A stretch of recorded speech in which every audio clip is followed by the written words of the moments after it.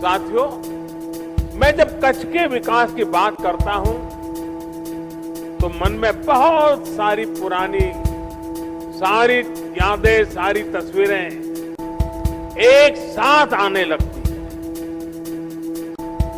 एक समय कहा जाता था कच्छ इतनी दूर है, विकास का नामो निशान नहीं है, कनेक्टिविटी नहीं है, बिजली, पानी, सड़क, चुनौती का एक प्रकार से दूसरा नाम ही ये था। सरकार में भी ऐसा कहा जाता था कि अगर किसी को पनिशमेंट पोस्टिंग देना है तो कच्छ में भेज दो, और लोग भी कहते हैं मुझे तो काला पानी की सजा हो गई। आज स्थिति ऐसी है तो लोग सिफारिश करते हैं मुझे कुछ समय कच्छ में मौका मिल जाए काम करने।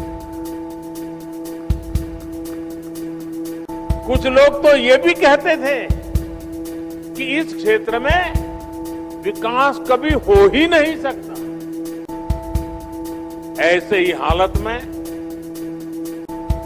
कच्छ में भूकंप की त्रासदी भी आई। जो भी बचा खुचा था भूकंप ने वो भी तबाह कर दिया। लेकिन एक तरफ माता आशापुरा देवी और कोटेश्वर महादेव का आशीर्वाद, तो दूसरी तरफ कच्छ के मेरे खमीरवंत लोगों का हौसला, उनकी मेहनत, उनकी इच्छा शक्ति। सिर्फ कुछ ही वर्षों में इस इलाके के लोगों ने वो कर दिखाया जिसकी कोई कल्पना भी नहीं कर सकता।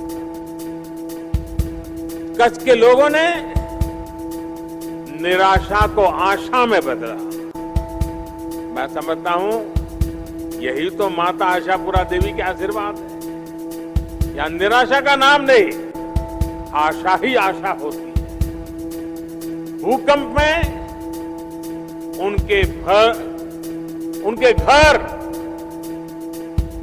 भूकंप ने भले उनके घर गिरा दिए थे, लेकिन इतना बड़ा भूकंप भी कच्छ के लोगों के मनोबल को नहीं गिरा पाया। कच्छ के मेरे भाई बहन फिर खड़े हुए और आज देखिए इस क्षेत्र को उन्होंने कहां से कहां पहुंचा दिया है।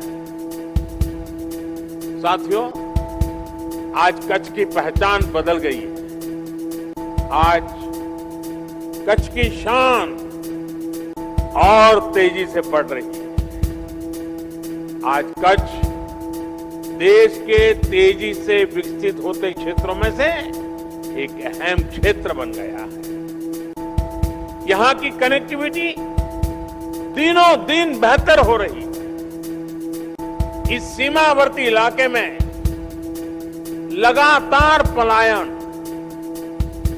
और पहले तो जनसंख्या का हिसाब देख लीजिए, माइनस ग्रोथ होता था।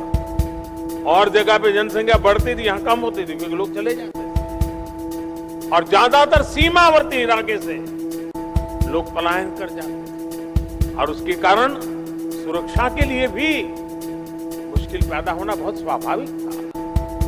अब जब पलायन रुका है तो जो गांव कभी खाली हो रहे थे उनमें रहने के लिए लोग वापिस आते जा रहे हैं।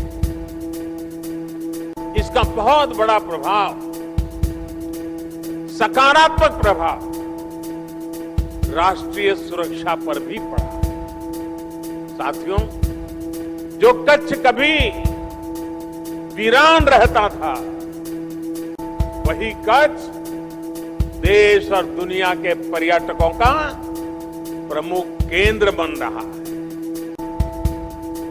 कोरोना ने जरूर मुश्किलें खड़ी की हैं, लेकिन कच्छ का सफेद रण, कच्छ का रणोत्सव पूरी दुनिया को आकर्षित करता है।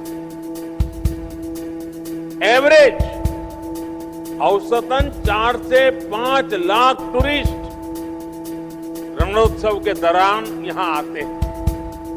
सफेद रेगिस्तान और नीले आसमान का आनंद उठाते हैं। इस तरह के बड़े पैमाने पर सांस्कृतिक कार्यक्रम, कच्छ के स्थानीय सामानों की इतनी बड़े पैमाने पर बिक्री, यहाँ पारंपरिक खान पान की लोकप्रियता एक जमाने में कोई सोच भी नहीं सकता। आज मुझे कई मेरे पुराने जान पहचान वालों से गप्पे गोष्ठी करने का मौका मिल गया। तो ऐसे ही मुझे बता रहे थे, बोले अब तो हमारे बच्चे अंग्रेजी बोलना सीखे।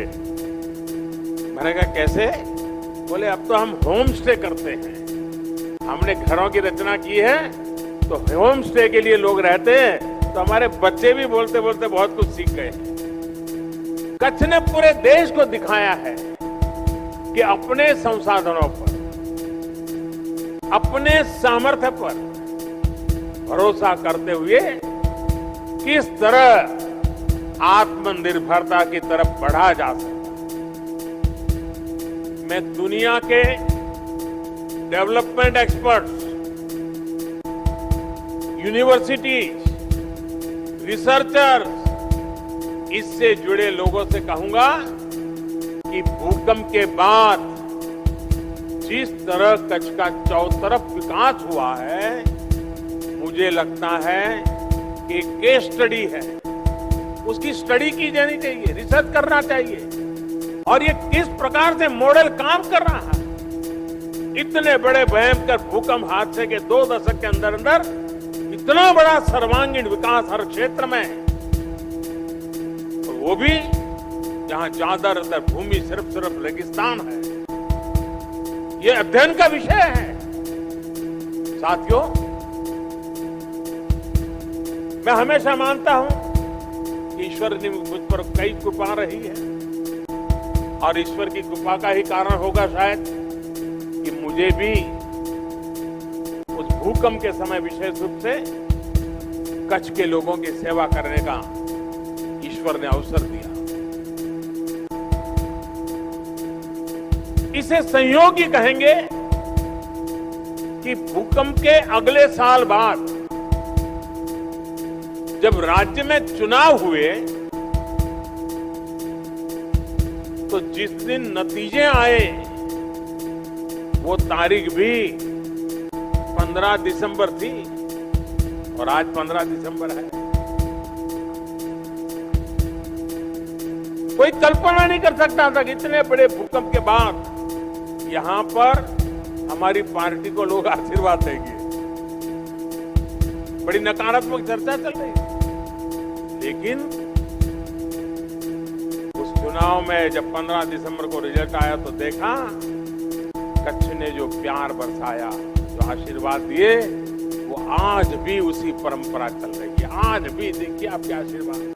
दोस्तों, आपको ये वीडियो कैसा लगा और आपका इस बारे में क्या विचार है, ये हमें नीचे दिए कमेंट बॉक्स में लिखकर जरूर बताएं। साथ ही इस वीडियो को लाइक करें, जिससे हमें और वीडियोस बनाने के लिए मोटिवेशन मिलेगा।